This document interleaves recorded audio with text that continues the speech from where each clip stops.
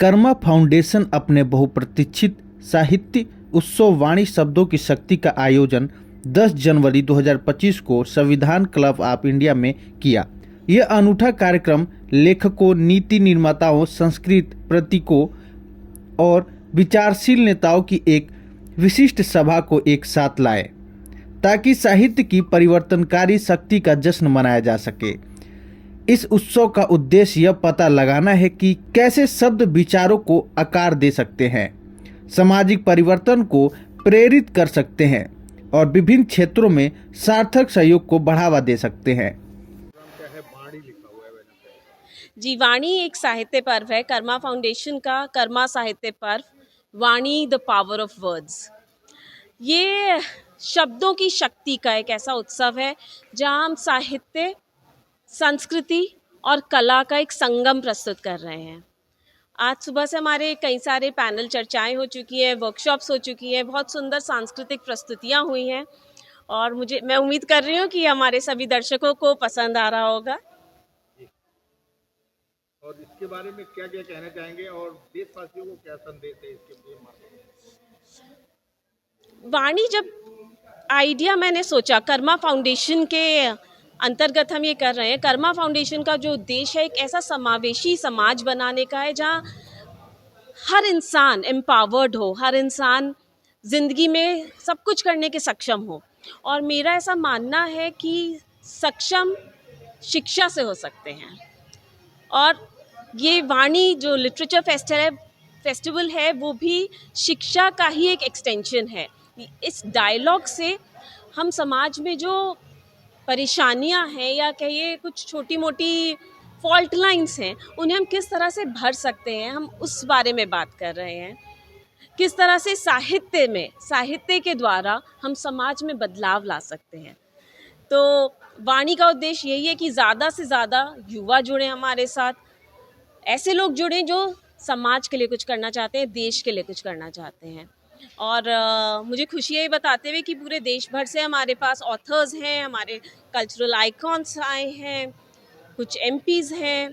तो ये बहुत ही इंक्लूसिव स्पेस है जहाँ देश के हर वर्ग को, पूरे देश से सब लोग मिलकर एक मुहिम में जुड़े हैं। ये कर्मा फाउंडेशन क्या क्या कार्य करता है?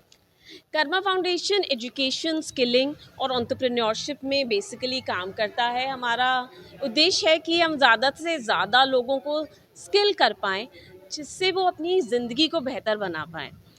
और साथ ही साथ डायलॉग, जैसे कि हमने कहा कि डायलॉग जो है वो बहुत इम्पॉर्टेंट है, कॉन्वर्जेशंस बहुत इम्पॉर्टेंट है। आज हम देख रहे हैं समाज में, देश में छोटी छोटी बातों में लड़ाइयाँ हो रही हैं जो बहुत आगे तक बढ़ जाती हैं। मुझे लगता है हर चीज़ का जो एक सल्यूशन है वो कॉन्वर्जेशन है। जब हम बात करेंगे, एक दूसरे के विचार को सुनेंगे, समझेंगे, तब हर परेशानी का, हर मतभेद का एक सल्यूशन निकलेगा। कर्मा फाउंडेशन से युवाओं को क्या संदेश है? कर्मा फाउंडेशन से युवाओं को यही संदेश है कि देश के लिए अच्छा करें, अपने लिए अच्छा करें, पढ़ाई में ध्यान दें, देश की प्रगति में ध्यान दें। कर्मा फाउंडेशन से युवा जुड़े क्यों?